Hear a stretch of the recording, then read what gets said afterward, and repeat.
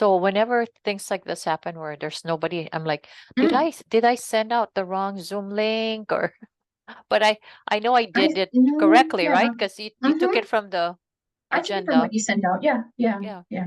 Unless they were using like I know there were some old links.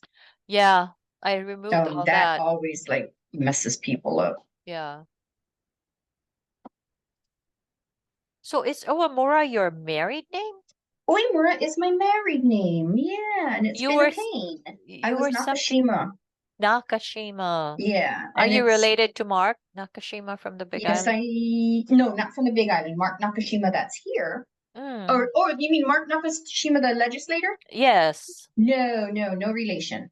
But I went on that. I met him one time because when we went to Japan with the chamber, he was in Japan.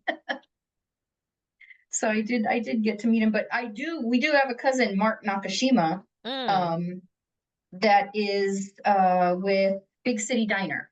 And Oh. that is a cousin. That's my kids Oh. their dad's cousin. Yeah. That's their Uncle Mark. Yeah.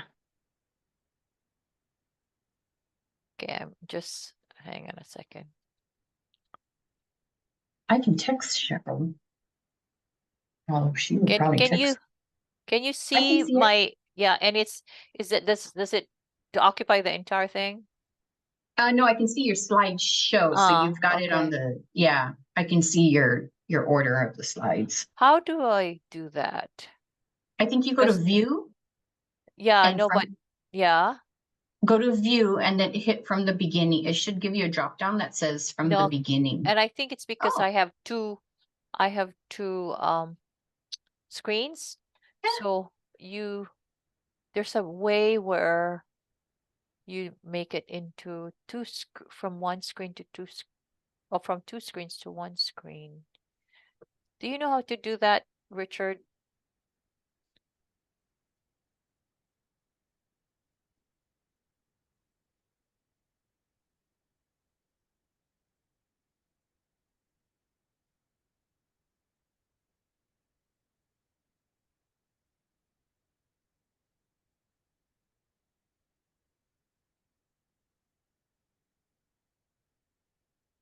Where is everybody?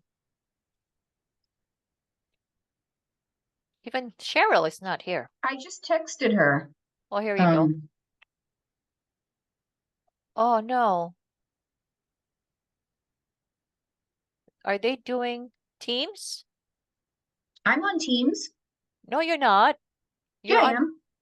no, you're Oh no, on no, not Teams. I'm on Zoom. Zoom. Yeah. We are on Zoom.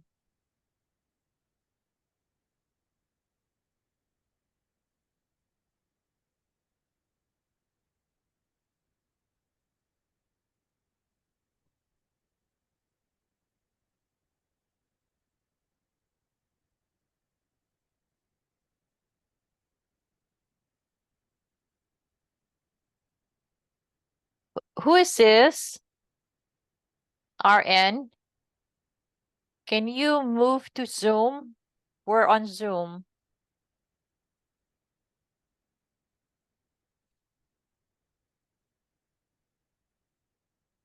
Hello, RN. Please move to Zoom.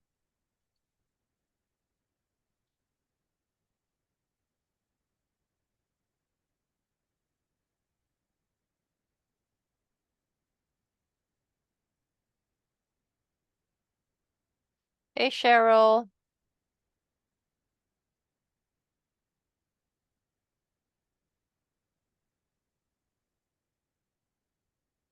Okay, somebody put in the, oh, You have Aloha.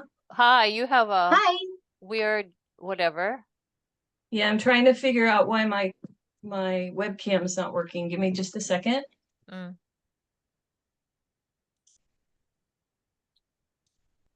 Hmm. For some reason, it was working earlier. Let me log out and log back in. Okay, no worries. I wonder where Warren is.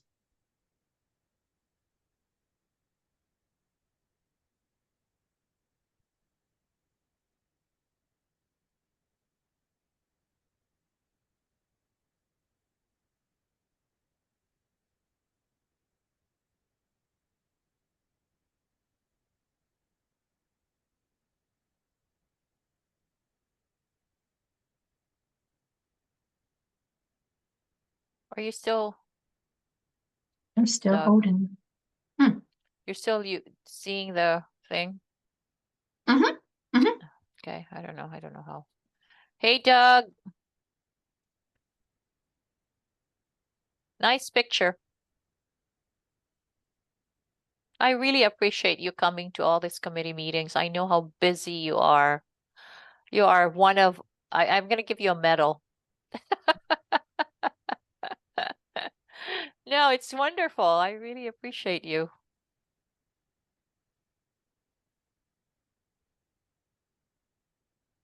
You know what they say, Doug? If you want What to do get, they say, Vanette? they say, if you want to get something done, give it to the busiest person. Right. That's why That's nobody you. gives me any, that's why nobody gives me any school hands. On the contrary, I beg to disagree. That's not what I heard from the people from the Big Island. You're like, is there like 3 of Doug? Because I see him everywhere.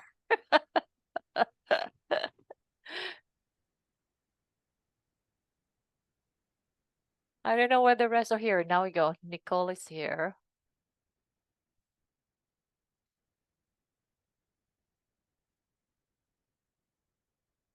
Yeah, now we have more people. Aloha, Cheryl. Hi, Nicole.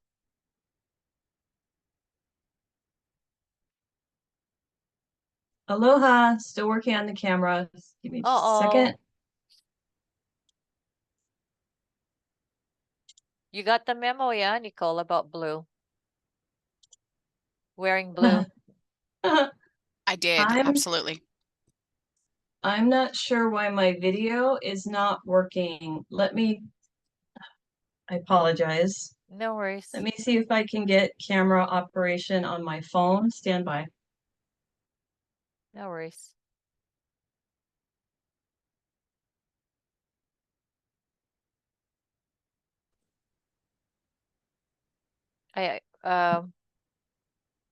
Worst case scenario, Deb, you're gonna be ahead of Warren.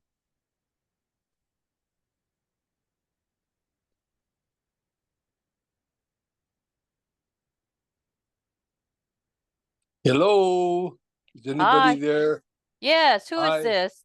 This is Alan Hayashi. How are Oh, you? hi, Ellen. This is Bennett. Hey, Bennett. How are you? Good. I understand you got some good stuff going on, so it's great. Yes, thank you. Okay, I am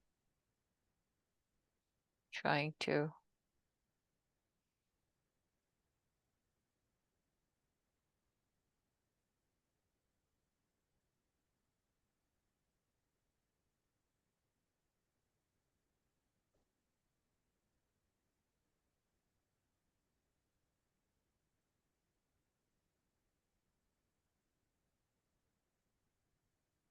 I thought people from WDD would be here because that was shared. I thought Carol was gonna be on. Yeah, I don't know. Hello, Trang. Oh no, yeah, Trang is actually traveling. Oh, okay.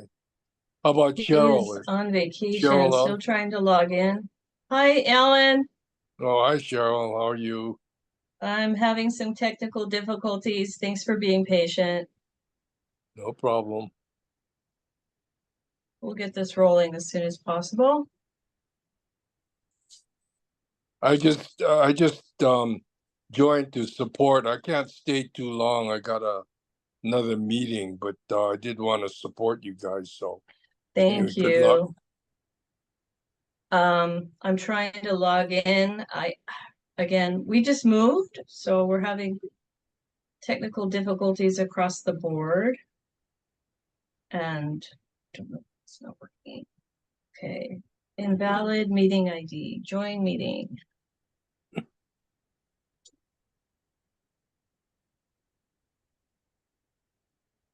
One, 2905, 05, 7987. Join. It's 2905, not three. It's 3905, not 2905. Which one? 8913-905, not 2905. I thought I heard 2905 as an ID number. Mm, Let's, Cheryl, do you have the correct number? it's just scrolling, so, Okay. and I don't, not sure why my computer video is not working. Okay. Host has joined. We let them know you're here. Can you accept my cell Yep. phone, 808-953-7432? yes.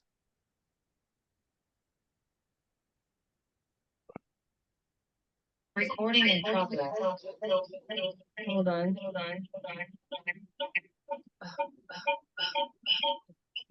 Richard, do we have anyone in the room? No, just Not me yet. in here. Okay, okay. Just wanted to check.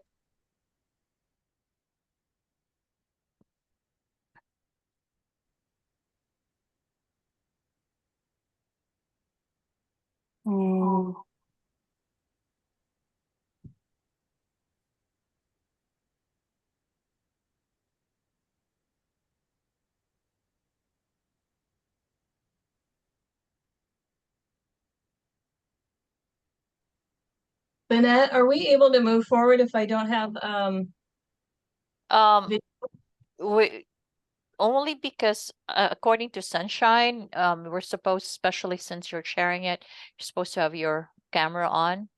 But I guess considering we need to have this meeting, so it's okay. I guess we'll proceed under the circumstances.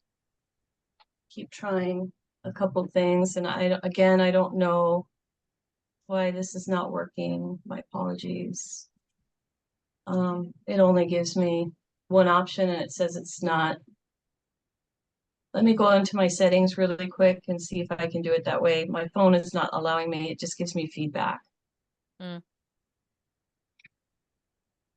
Settings, video. Okay. You know what? Cheryl, go ahead. It's okay. We'll just proceed without camera video. Okay, let me pull up what you sent me. Give me a minute. Mm. Aloha, Eric.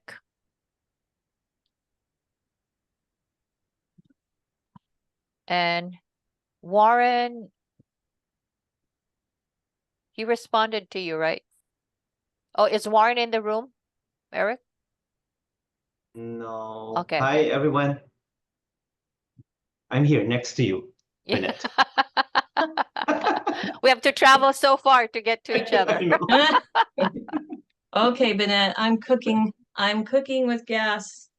I'm in and I'm good, and I'm sorry you can't see me. So would you Okay. like me to start? Yes, please do. Go ahead.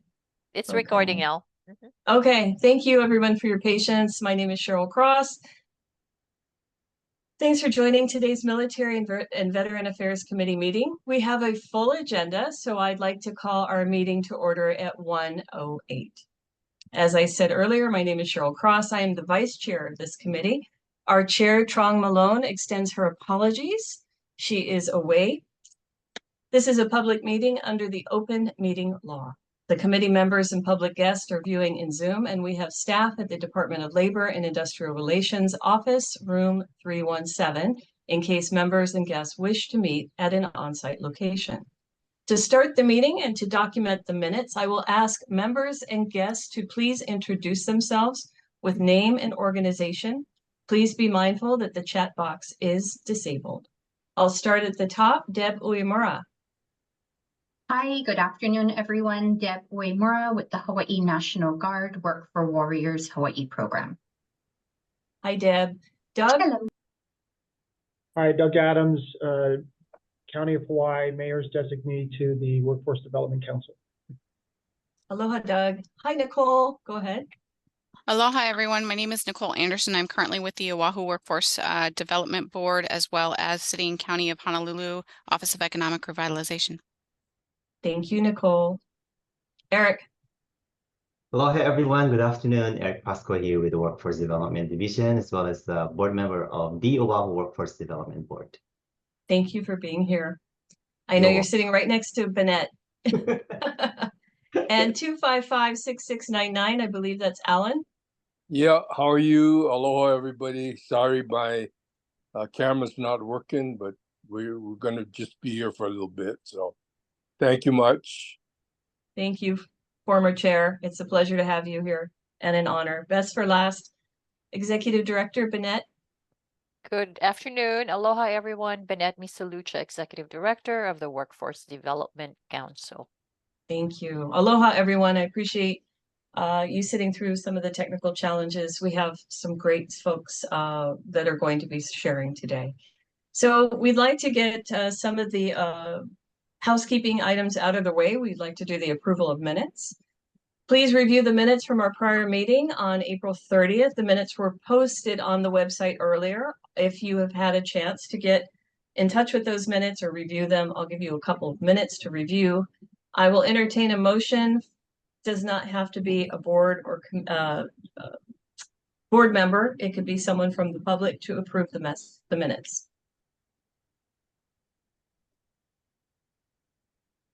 I move to approve the minutes. And Doug Adams, second. Thank you. Thank you. Motion was made by Deb Uemura and seconded by, was that you, Doug, or was Doug. that Eric? Doug, Doug, okay, thank you. Are there any amendments or discussion regarding the minutes?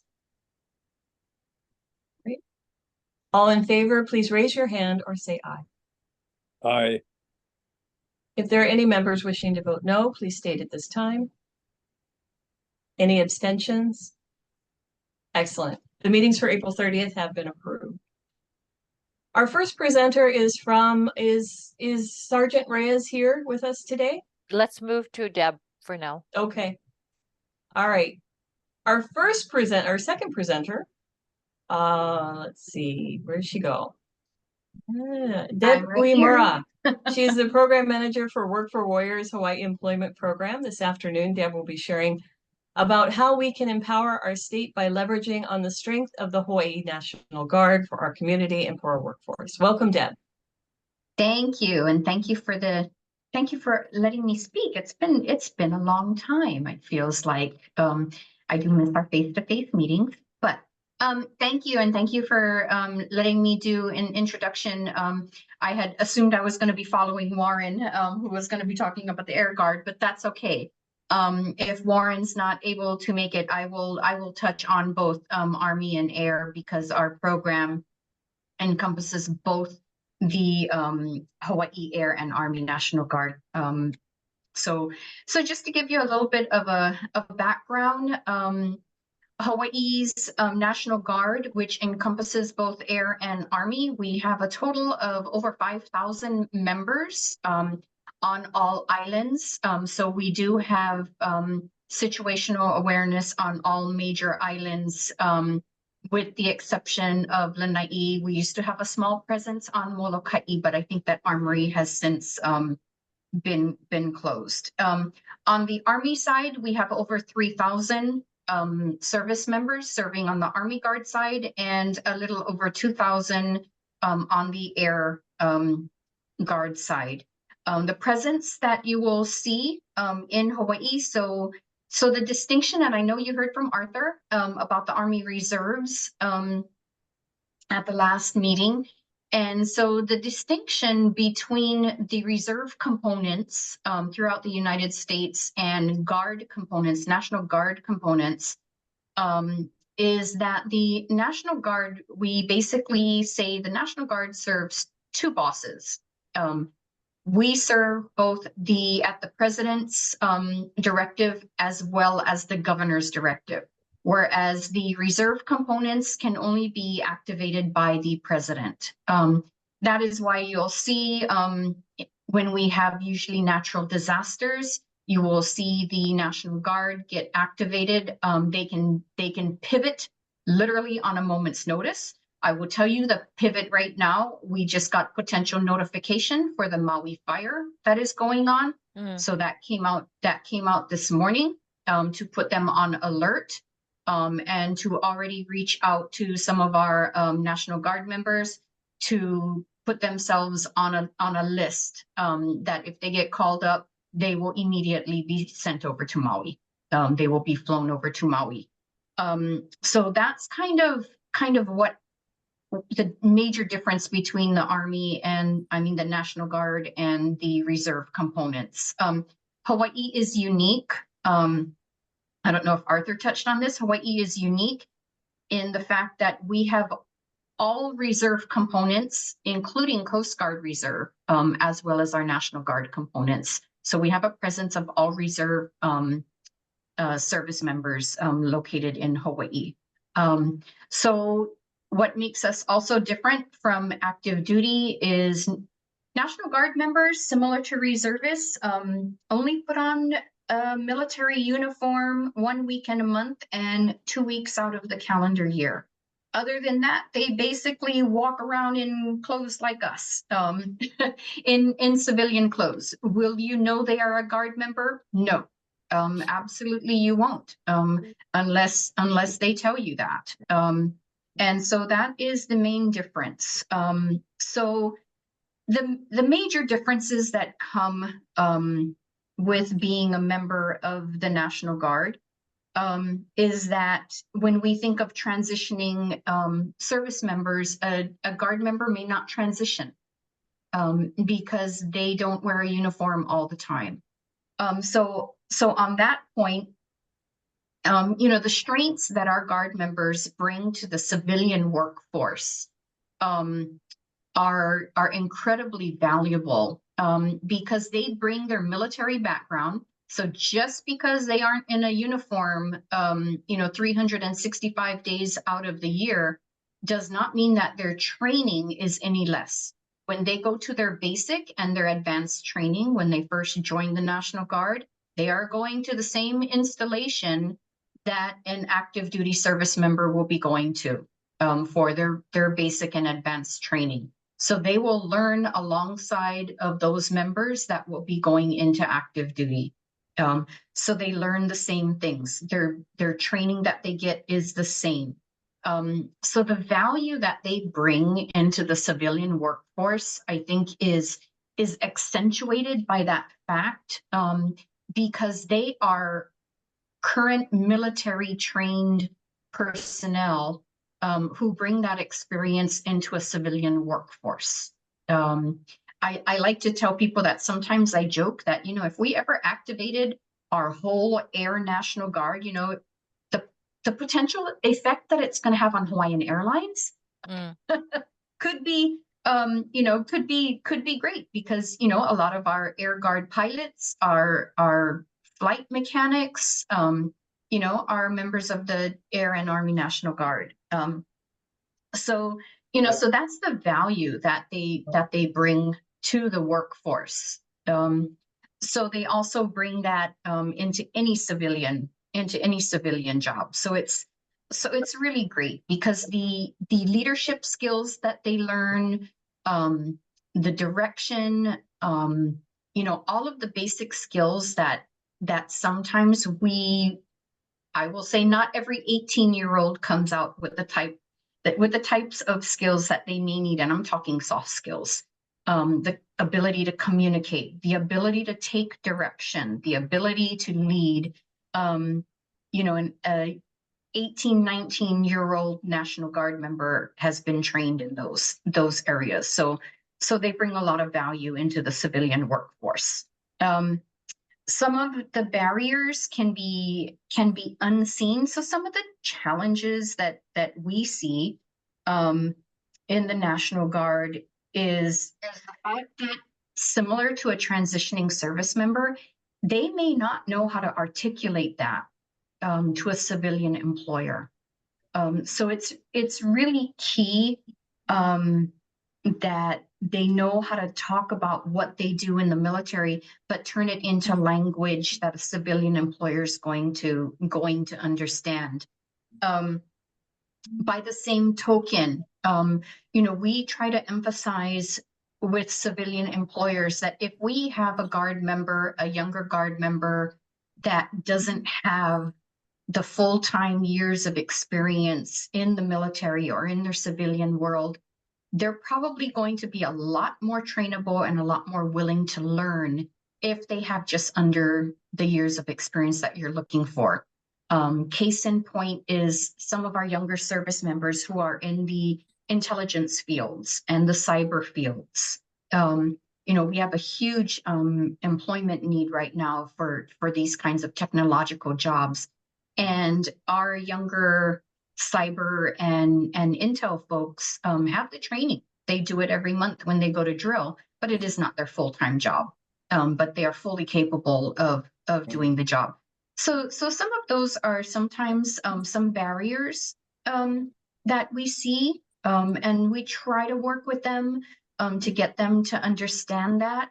One of the things that we talk to employers about a lot is mainly the difference between a transitioning service member and a Guard member that may be halfway through their career, and they have the same types of training and skills and background. They just don't do it full time, and you won't see them transitioning. So one of the things that you know, as far as integrating our National Guard members, and for that the reserve component folks is you know, programs like the Work for Warriors program that I represent. So Work for Warriors Hawaii. We are a state program, state-based program. There are other Work for Warrior programs throughout the United States, but we target our efforts on working locally within our state. We address the needs of our state. So we watch very carefully and relay back to our National Guard, our Hawaii National Guard leadership, things that we see that maybe needs that our Guard members have, maybe needs that the states have and private businesses. So we try to work with apprenticeships, internships, training. Our Guard members have access to some free programs that the military will pay for, just as a benefit of them being in the National Guard. So we try to encourage them to take advantage of that skill set. We encourage them to look at whatever they need to do to upskill themselves, basically to get them ready to take that step in their civilian career. Some of the other barriers that potentially we see, although I will say I haven't seen quite a bit of it, is making sure that employers are aware of the federal and state statutes that protect Guard members if they do get called up for active duty orders. So Hawaii is a state that has a separate state statute. If a Guard member gets called up on orders that protects them above and beyond USERRA. USERRA is the federal law, because Guard members can go on a variety of different orders, and we label them by titles: Title 10, Title 32, Title 5, and that denotes basically what their job is while they're on those orders and while they are in the Guard. So USERRA covers Guard members when they get activated by the president, and the president signs off on those orders. USERRA kicks in. If they get put on state orders, state active duty orders, then we do have the state statute that will protect them. Now, sometimes if orders get switched, so this is what happened during COVID. I had Guard members on COVID orders for the better part of 2 years.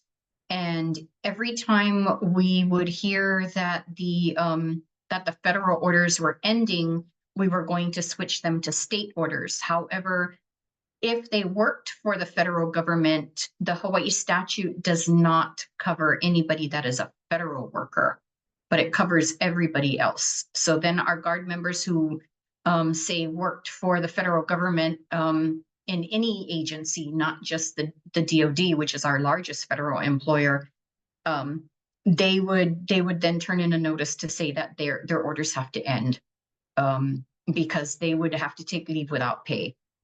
So that's I think the biggest difference is the understanding of that, and then the understanding of, you know, what we need to do to respect them when they do go on those orders. I will say that through the ESGR, which is the employer support for the Guard and Reserve. I think Hawaii has a really good relationship with most of our Guard members when they get called up for orders. But we do a fairly good job of working with businesses, and then committees like this, workforce development committees such as this. We work very closely with the chamber to make sure that we have representation across the board, not only throughout the state, but with other business entities also. But with that, I will stop and entertain any questions or comments that I can answer.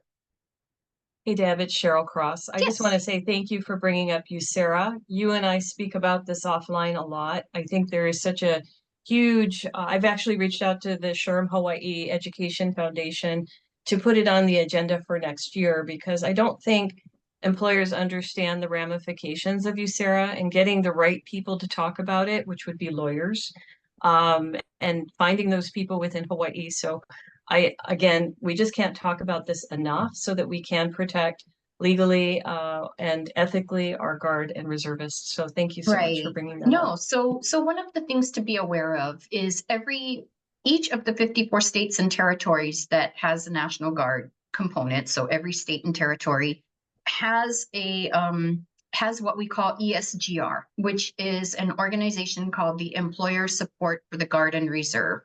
Part of ESGR's mandate, so to speak, from the Office of the Secretary of Defense is to make sure that that we are out there talking to employers, not only employers, but talking to Guard and reservists about USERRA.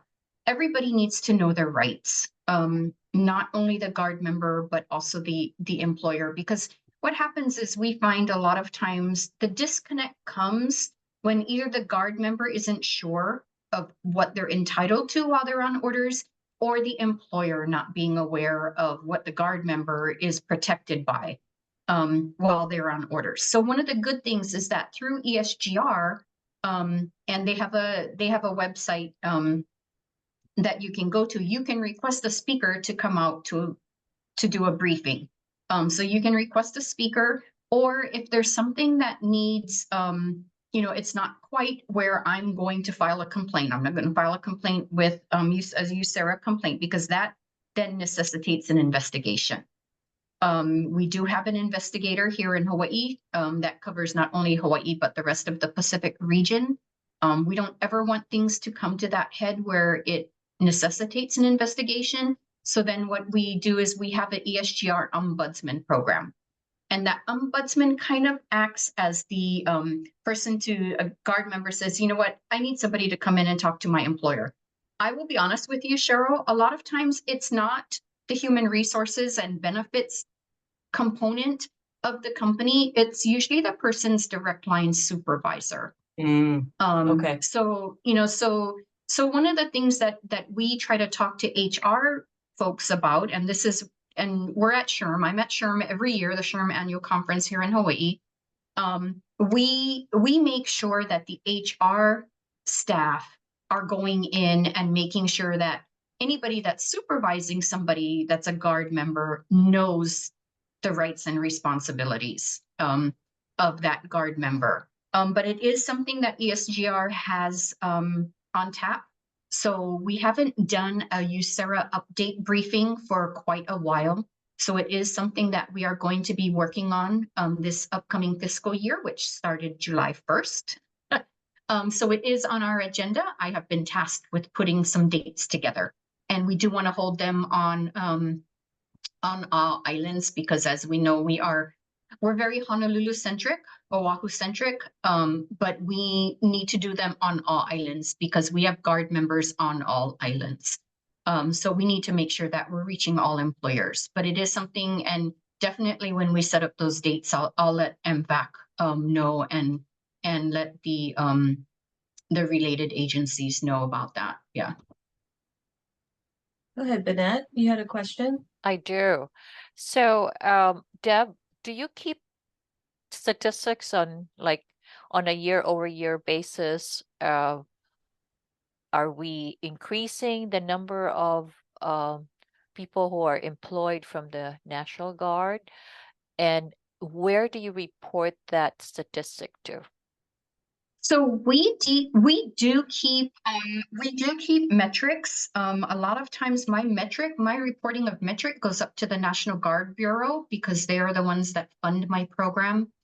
However, I do send reports up through my leadership that then gets reported to our Hawaii National Guard leadership. We track if any of them, so we're confidential, so we don't disclose any names or anything, any Sure. PII. But we do track when somebody registers to work with us on our website. We do track for record keeping purposes. If they are unemployed, are they collecting unemployment insurance? So we try to follow some demographic information that if it needs to be recorded, we can record. Even if our Guard members are unemployed, for the most part, I have never seen anyone check off that they're receiving unemployment insurance. So either they're making it work or they're just not wanting to report it. So it is self-reported data. So are you able to provide us with, I guess, along the lines of how can Workforce Development Council help? Is there an avenue for us? And in that token, we would like to actually include some of your data because we are required by the legislature to report. And I think the military part may not be as covered. So I'd like to be able to be inclusive moving forward, to have your portion of, whatever that representation is to be included in the state report. Okay. What I can do, Bennett, if you want to, is if you want to email me some of the metrics that you'd like us to report, I can definitely do that. And then that way you can see basically what, and then I can share with you kind of what we report. So when I do a monthly report to our leadership, it includes, I start from the larger picture. So I look at federal, I report federal information, then I drill down to our state information, and then I drill down to our National Guard information. So I can definitely, if you send me some of the metrics that you'd like to see, I can definitely get that to you. And if there's some that we aren't collecting that you think would help you, we are more than happy to start collecting those metrics. We're in the process. We were incubated this year. We haven't fully implemented yet, but we did receive funding from the National Guard Bureau to purchase Salesforce. And so Salesforce would become our CRM.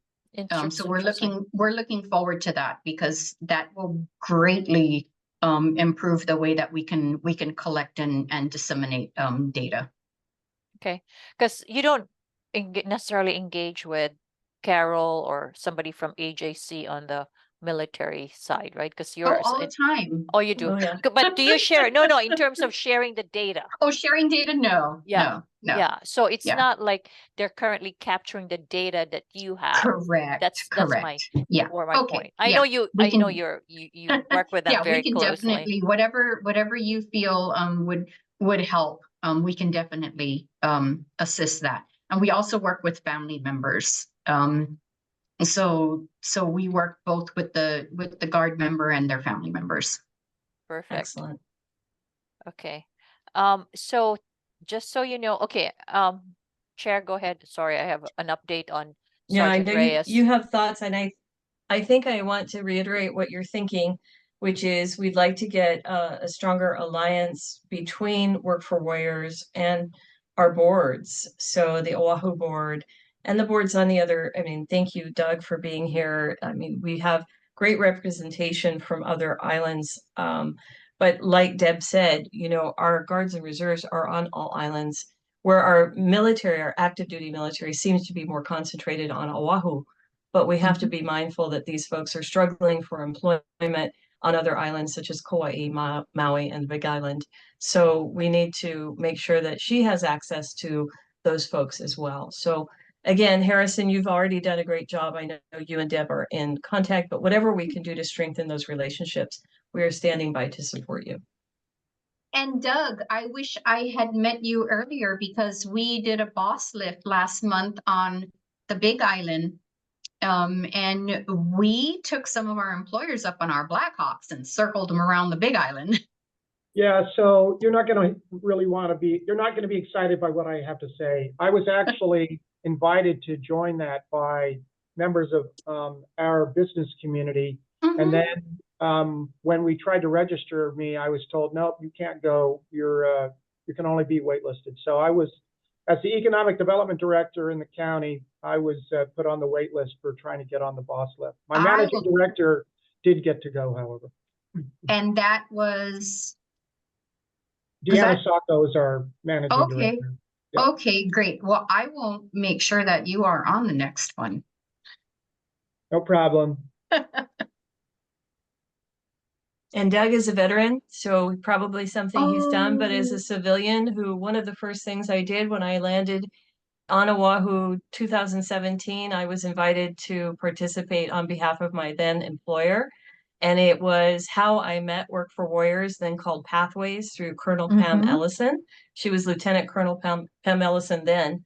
But that's how I met Deb, and how a lot of my interest in this community and this challenged workforce, we shall say, began, was through what I learned on that boss lift. It was outstanding. So if you have an opportunity to participate, please go.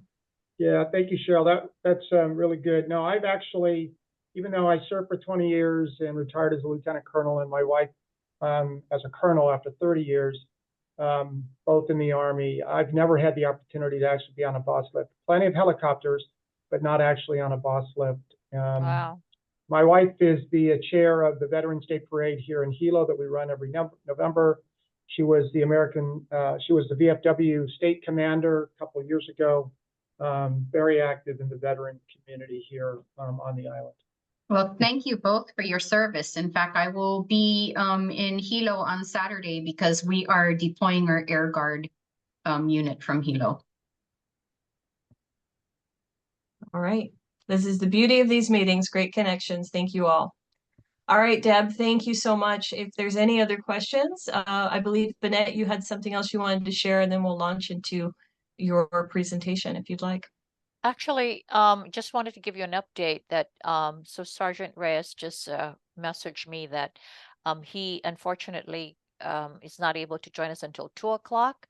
So Okay. we're gonna move things around, and if you would like, I can do my report right now for as an ED. So You let me bet. see. Here we go. Okay, so oops, nope, that's not the one. For some reason, it's showing up on.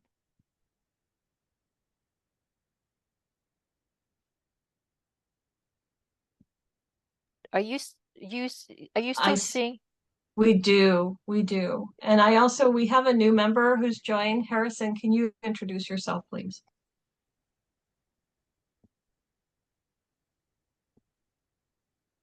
Hey, Harrison, are you on mute? Yes, I was actually trying to find the unmute button. It's okay. My video is not working. It's a challenging day. But hello everyone. It's Harrison Cornishi, Oahu Workforce Development Board. Mahalo. Thank you. We see you. We see your presentation, Bennett. Okay.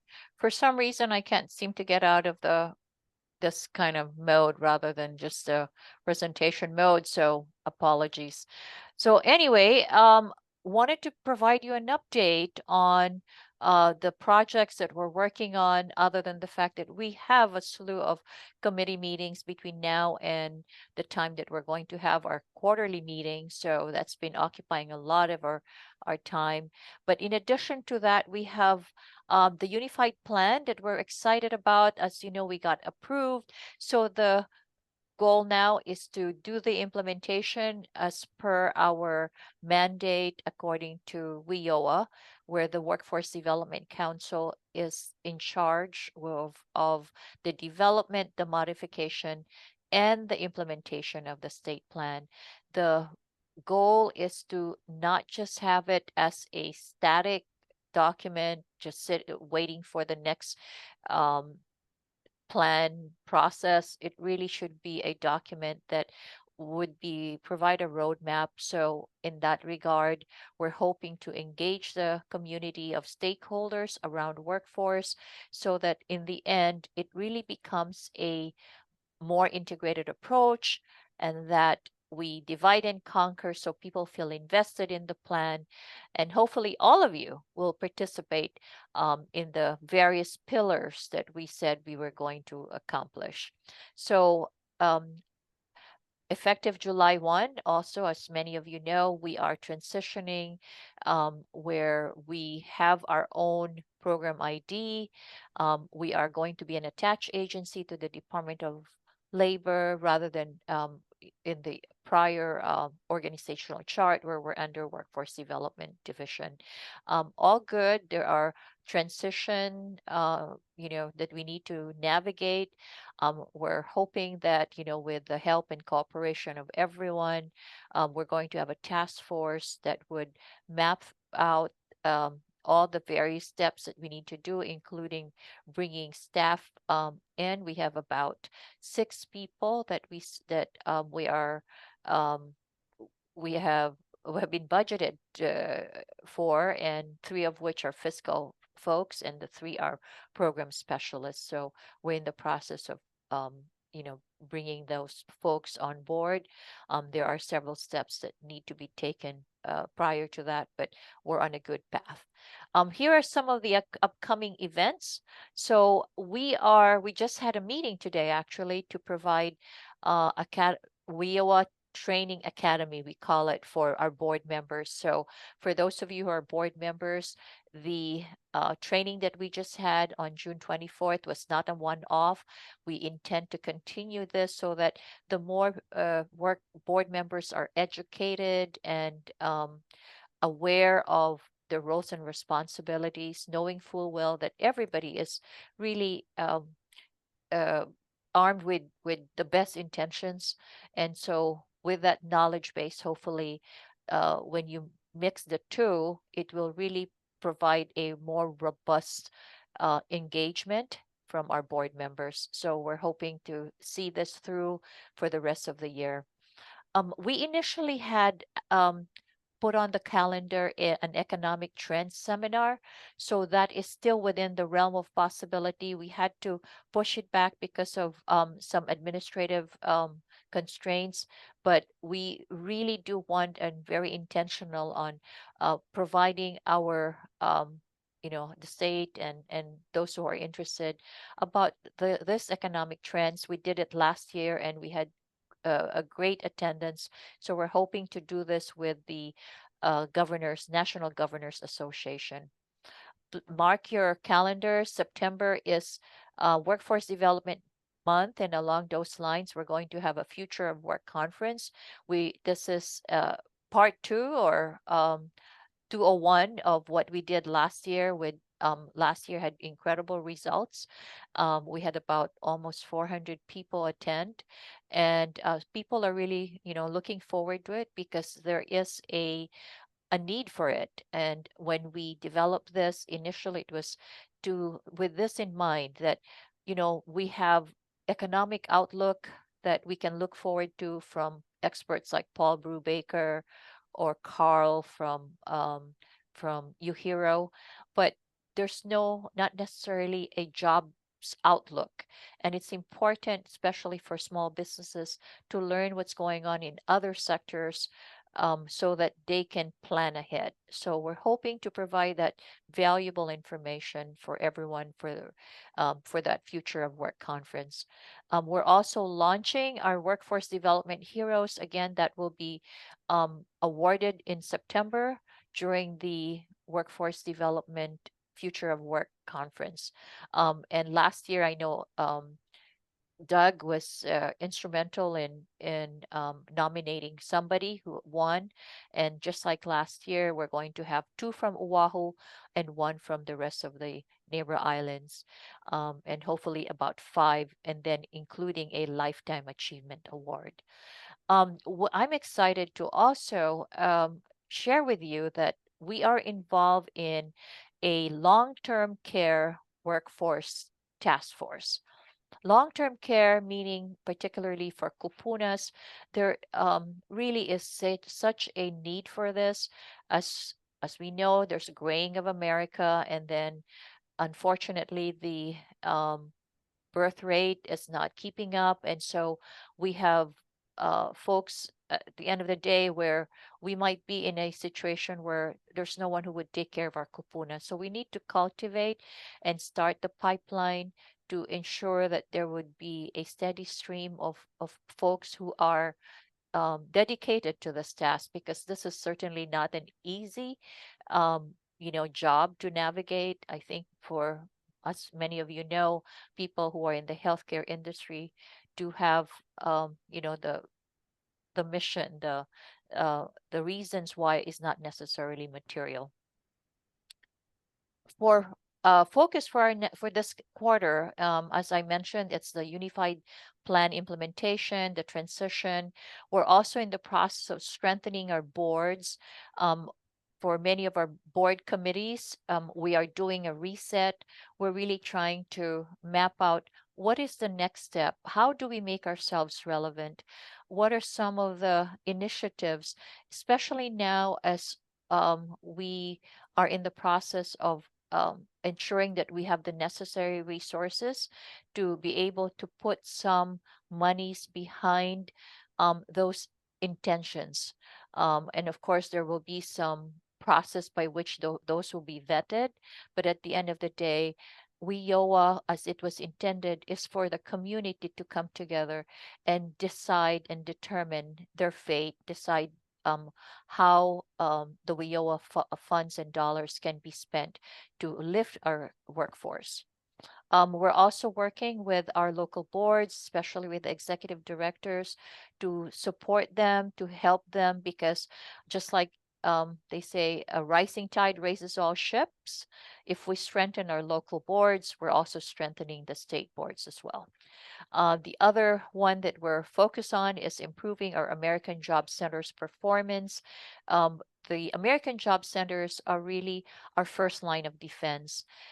And it is sad that I think from what I heard from many folks, the American Job Centers is like a little known secret.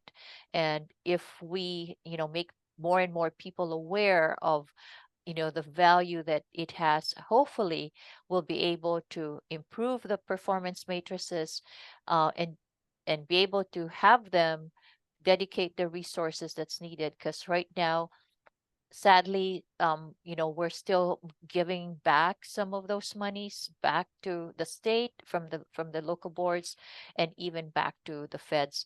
We don't want to see that happen. We really want to make sure that the resources are spent for what it's intended, which is really to overcome the barriers of employment for some of our population base. Did you have any questions? I know I gave you a lot, or I put you to sleep, whichever is the case. No, please let us know how we can support you. The Future of Work was it was really a wonderful event.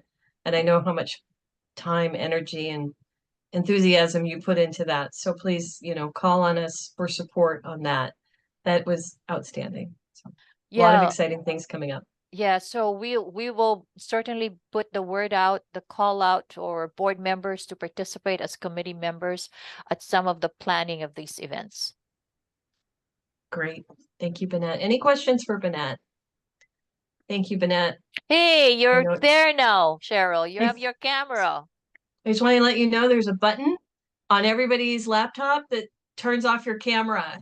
ChatGPT showed me the way. So By the way, we're going to move to public testimony because we want to catch Nicole Anderson before she has to leave at 2:00. Then we'll switch back to our agenda and ask Technical Sergeant Reyes when he joins us to do his presentation. So for mahalo for those of you who are going to stick with us, I'd like Nicole just to speak publicly about some of the things that are happening in the Military Spouse Subcommittee. Thank you. Aloha, everyone. Nicole Anderson. I am an 8-year active duty Army veteran, and 5 of those years were dual military with my spouse, who is still active duty, and Lord knows when he will retire because they keep dangling the next rank in front of him. At this point, I've been a job seeker in 4 states, and I've walked into American Job Centers in each of those states. I also fell in love with employment services in the state of Texas when I walked into their American Job Center and saw their innovation and their approach. I then went on to keep PCSing, keep moving, keep having to shift my job and find work again. And I went on to work in the state of Virginia, first in a program that certifies employers to become more veteran and military spouse friendly. And we partnered with Psych Armor, we partnered with SHRM HRCI for recertification credits, and we partnered with many organizations to make sure we were getting tools and resources to make those employers more aware and also more successful. We also had, I wrote legislation to create a military spouse liaison position for the state of Virginia. Unfortunately, our military spouses at the time, 2017 data was the most recent available, and it was 23% unemployment rate despite a high level of education for our military spouses. They are the highest demographic of unemployed in our country. And at this point, their unemployment rate is still a 21%, and we have a significant way to go. One thing I have noted here that I hope will change is our American Job Center JVSG staff are not included in the Soldier for Life TAP program services, which is not the case that I've seen in other states, and something I hope to help support overcome. I hope at our next meeting I can develop a more comprehensive overview of the programs that I ran in Virginia and the legislation that we had that supported that and what the impact was. As a state agency, we actually had a DoD approved SkillBridge program where employers certified through our program were allowed to be a DoD SkillBridge site without having to develop their own MOU with the Navy region Mid-Atlantic. So I hope to be able to provide something more comprehensive next time, but I'm excited to be a part of this group and see that what we can do, always with the mind of the impact to the community that we're serving first and foremost. Thank you, Nicole. Do you have an update on the subcommittee, or would you like me to do that? If you want to do the subcommittee update, I apologize. No, that's fine. I will update the subcommittee at the end of Technical Sergeant Reyes's presentation. I just wanted to get you on briefly before you had to fly. I know you have to get out of here at 2 o'clock. So thank you. Nicole, your history with the military, your history and your support of military spouses, especially for what you've done in the state of Virginia, is remarkable.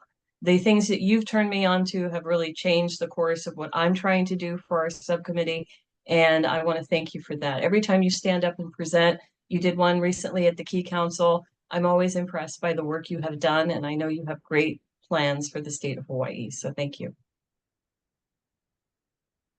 All right, we're going to move back to one of our presenters who's now joined us.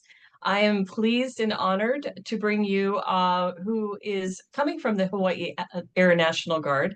He's going to provide us with an overview of the current recruitment efforts, including opportunities of how the Workforce Development Council can support. Please join me in welcoming our next guest, Technical Sergeant Warren Reyes. Hi, Warren. Thanks so much for joining us today. Hello, all. My name is Tech Sergeant Reyes. I'm the Hawaii Air National Guard recruiter. A little bit about myself. I've been in the military for just shy of 18 years.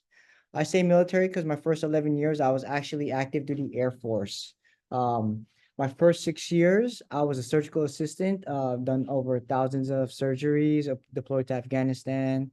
I ran an operating room in Washington, D.C. And in addition to that, I also ran something called a clinical investigation facility where we were advancing in medical technologies. So I wanted to enhance my opportunities, and I went into active duty recruiting for about 4 years for the enlisted and officer side. Just because I was towards my bachelor's degree, which is in organizational leadership, along with having an associate's in human resources, right? But after 11 years and being married and having children, I wanted to be more in control of our family's future. So I decided to transition into the Hawaii Air National Guard, where that allowed us to be more in control and then provide us that stability that my family needed. So I went ahead and became a recruiter for the Hawaii Air National Guard, and I've been recruiting for the Hawaii Air Guard since 2017. I'm not sure if you guys know about the Hawaii Air National Guard, but the Hawaii Air National Guard is actually the biggest Air National Guard wing in the nation. Each state has its own Air National Guard, along with the with some of the U.S. territories like Guam, U.S. Virgin Islands, and Puerto Rico as well. So we're well versed throughout the globally. What makes the Hawaii Air National Guard a little bit different is we own the F-22 fighters along with the KC-135 refuelers. We also have the C-17 cargo planes, which is what active duty Air Force owns here on Hickam, but we own part of that mission as well. We have many different missions throughout Hawaii. And is it okay to share my screen? I'd like to provide a Go ahead, go ahead. a little bit about the Hawaii Air National Guard. Okay.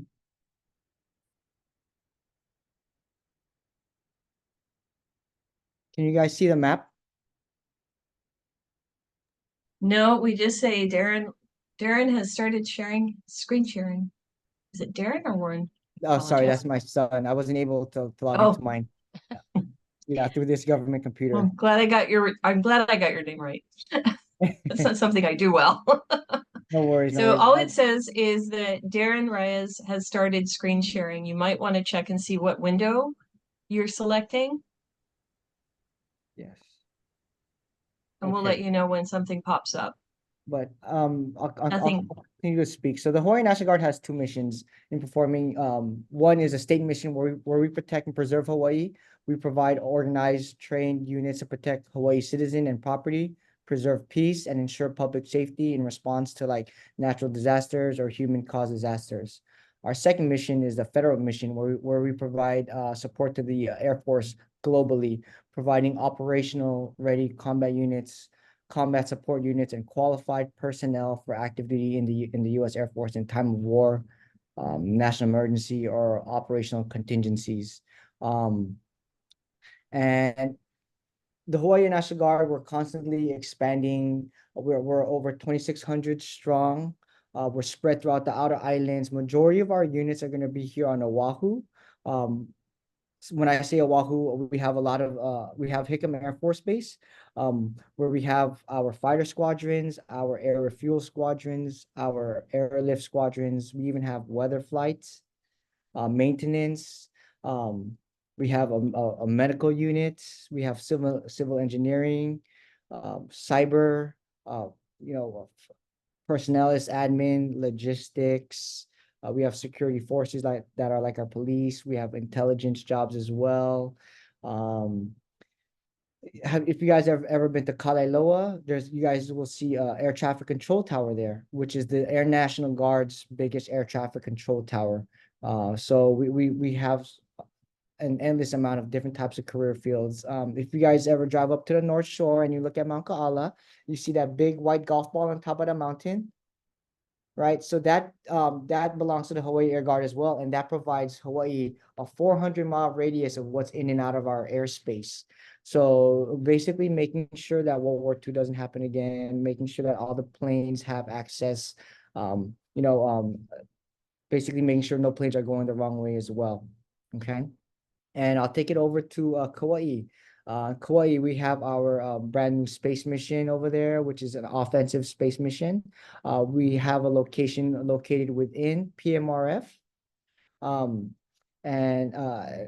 we have another air defense squadron. Basically, we have another golf ball on the top of Kokee, which gives us further visibility of what's in and out of the airspace in the Pacific Ocean. Okay. And in Maui and Hilo, we have the same units. They're also cyber units as well. So we provide worldwide skills that you can utilize. We provide tech school that's also college accredited, a lot of benefits, all while serving at a part-time capacity.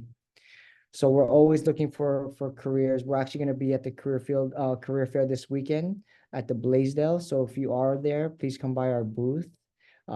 We're constantly hiring. So if you have anyone or any family, friends, children that are looking for a part-time position, that this is a great opportunity for them.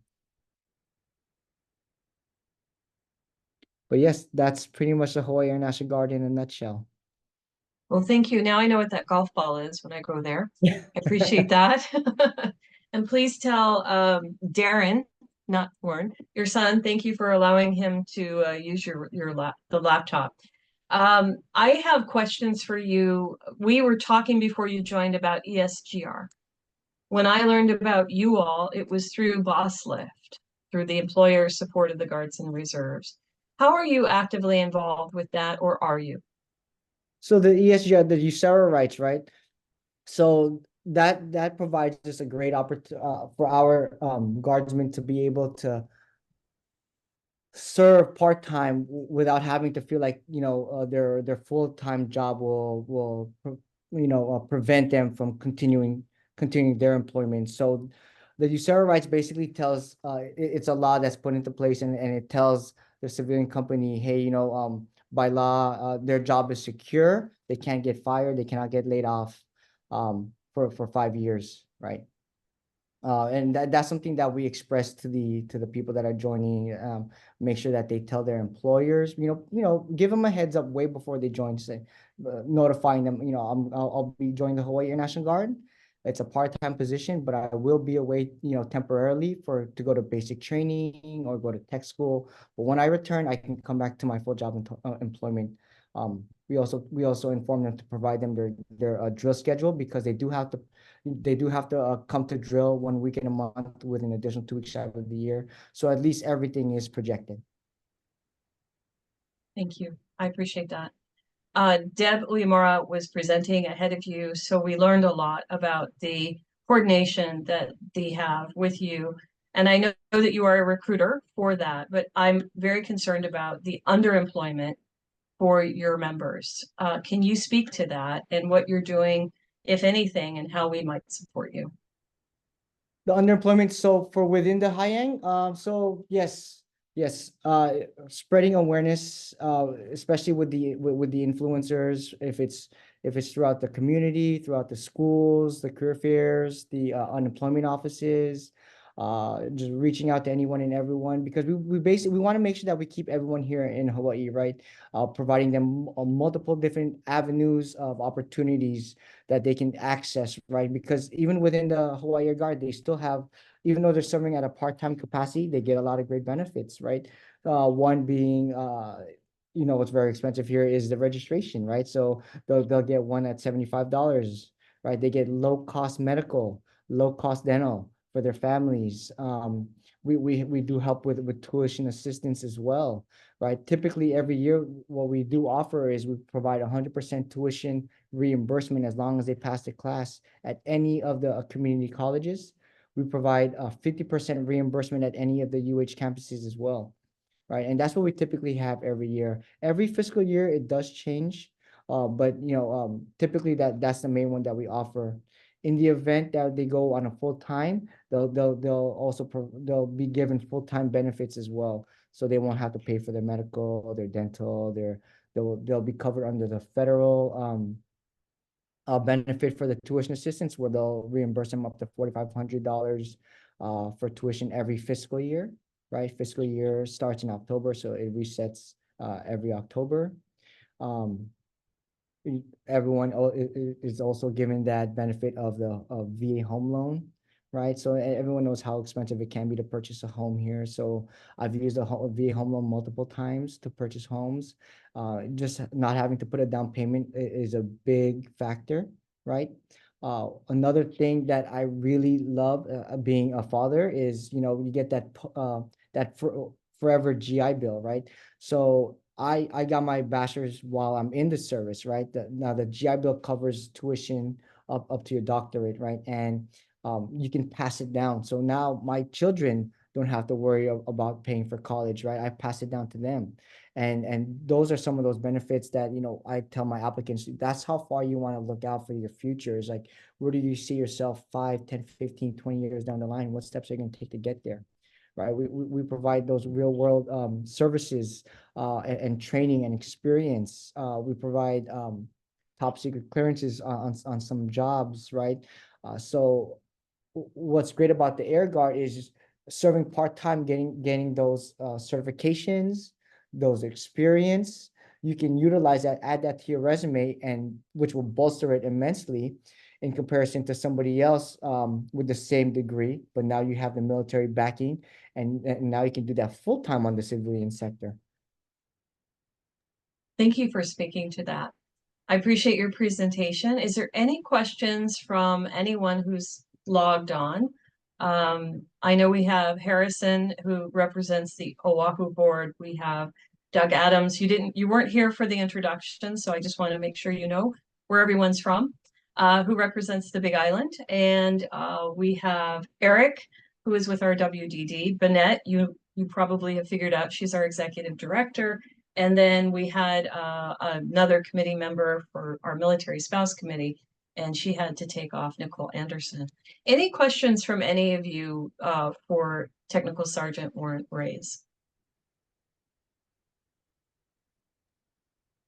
Annette, you're on mute. Is there anything, this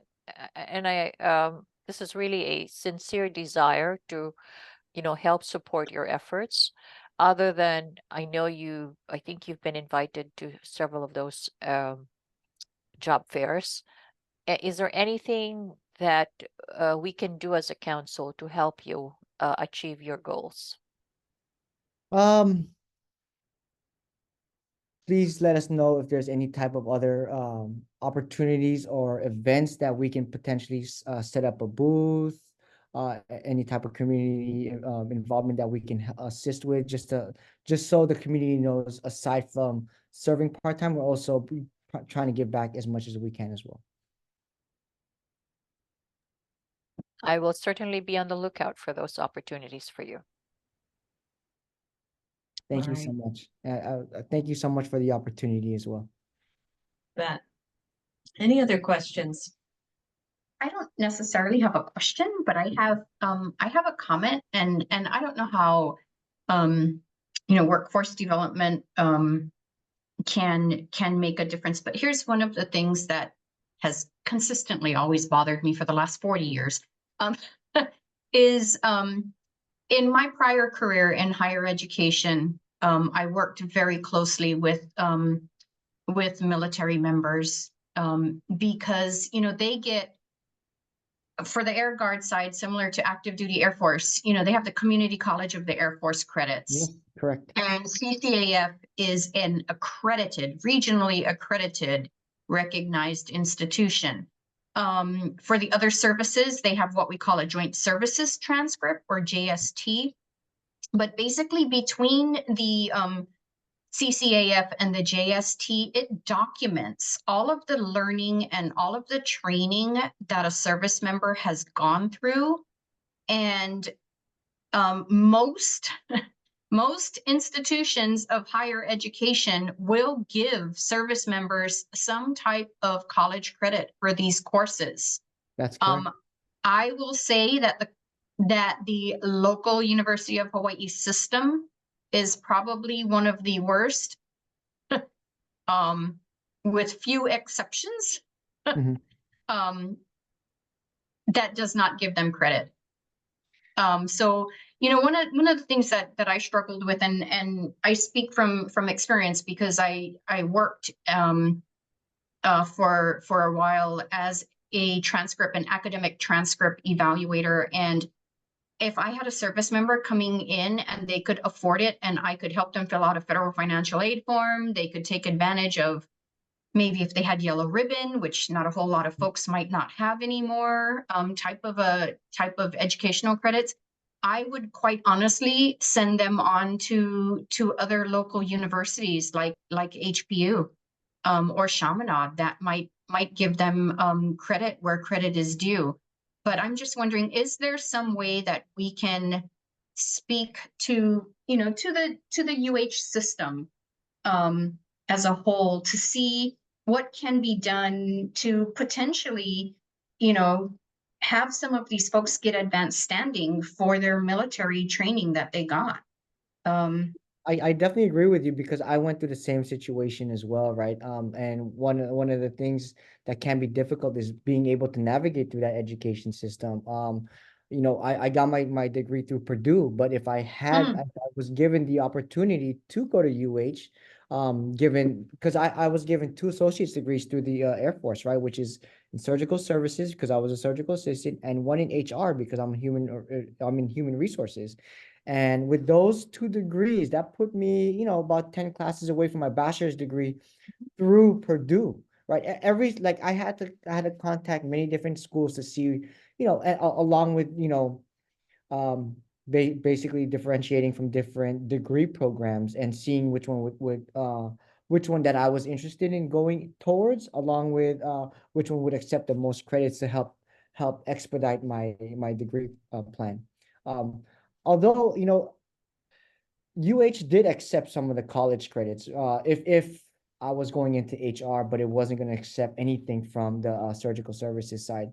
And hence one of the reasons why I went into leadership, of even though leadership, moving forward within my career field, and within any company, you want to have that type of degree within leadership because you're going to be running programs and managing people as well, supervisory. But I did want to go towards, like, you know, business, you know, going through some of the different degree programs that UH offered, but it was just too far, you know, to reach. So I would say maybe starting with the VA rep at UH and maybe having some type of change over there, seeing if they're able to mimic like other schools and their programs. Yeah, it's tough. It's a tough nut to crack. It is.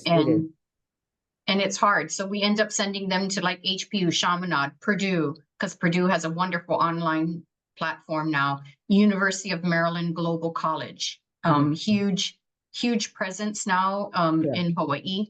They've actually hired some former HPU staff that knew what they were doing.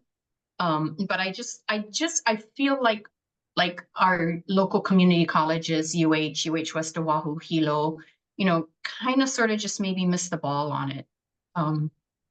Yeah. And I'm hoping, you know, they're open to change and they're open to accepting others. You know, we I have know. to, ideally, we have 40 to be able years is a to, long time for me to wait. yeah. Yeah. And you Well, know, thank you. yeah, thank you so much. I appreciate it. Warren, do you No. mind? I think you're still sharing screen. Do you mind just clicking on the stop share? There you go. Thank you. Ah, there we are. I can see everyone's faces now.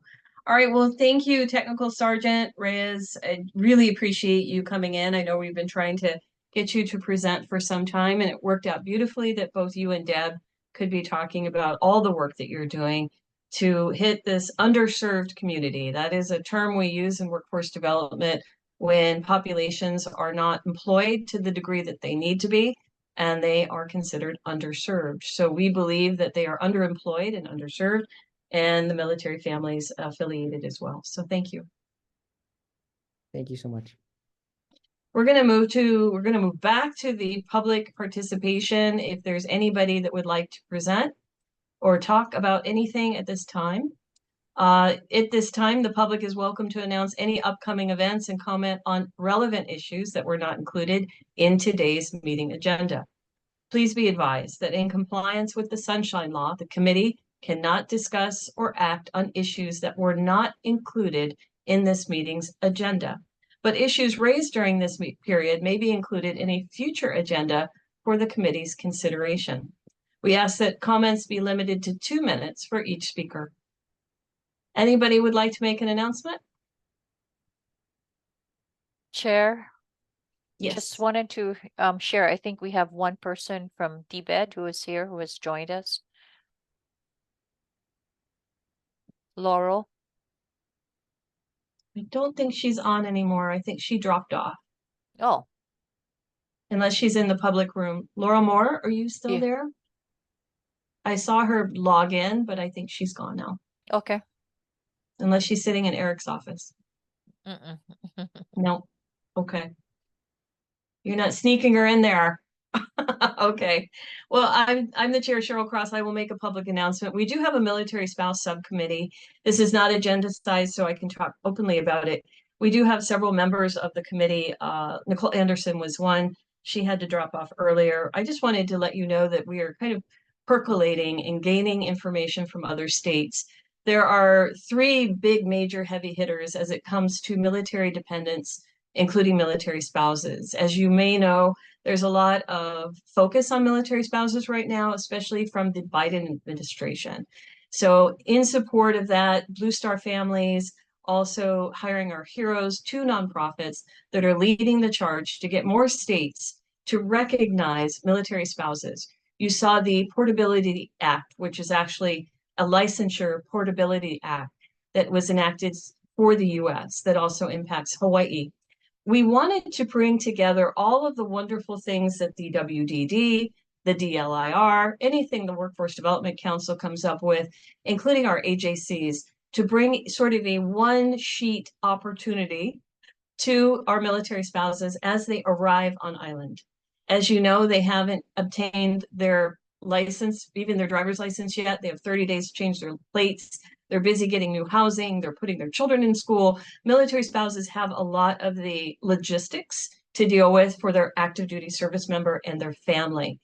Finding employment is very difficult for them. In the past, it's been told to us that the AJCs have made efforts to reach out to them that have not been too successful. So we're trying to close that gap. We realize it's not going to happen overnight, but we also realize that the more we talk about it, just like this in this forum, the more we can do. So that one sheet has turned into a resource guide. And even though she is not on the call, I would like to thank Carol. Carol's name is escaping me. Please say it for me, Vanette. Kanayama.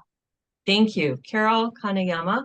And Eric, you've been wonderful in giving me resources. Leigh Nakamura from the AJC in Oahu has also been great. So this is actually going through sort of review right now. We'll have our chair, Trong Malone, look at it. Then it will be available for review. Nothing will be printed until we get all the seals of approval. But again, trying to bring everything from Good Jobs Hawaii to the Quest grant, which is ending this year, to internships, training, one-stop information for them to make it useful and let them know that we're here to help.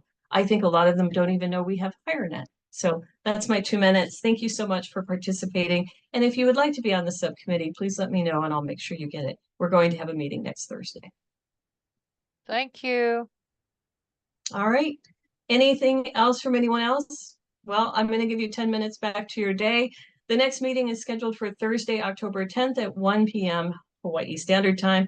This will be via Zoom, and we will be also TBD on the room for the DLIR building. Thank you so much for your participation. There being no further business, this meeting is adjourned at 2:18 p.m. Thank you so much. Aloha.